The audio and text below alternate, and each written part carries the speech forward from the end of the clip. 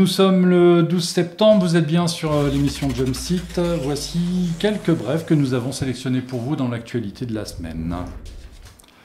Les instances françaises de l'aviation d'affaires ont publié une étude sur leur activité pour se défendre face aux caricatures.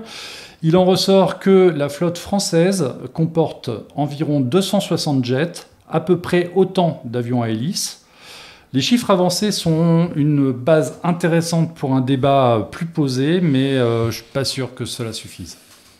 Lego a mis en pièces Concorde, 2083 briques très précisément. Une fois monté, le Concorde mesure 105 cm de long et 43 cm d'envergure.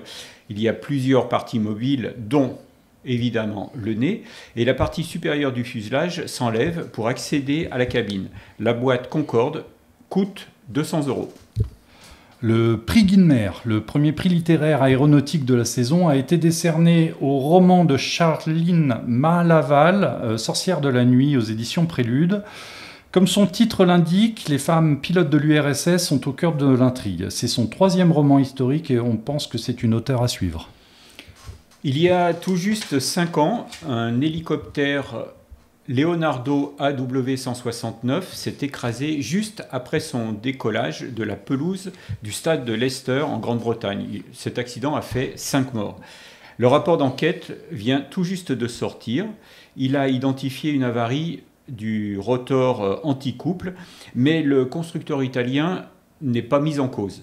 En revanche, la famille de la principale victime, en l'occurrence le propriétaire du club de foot de Leicester, a porté plainte.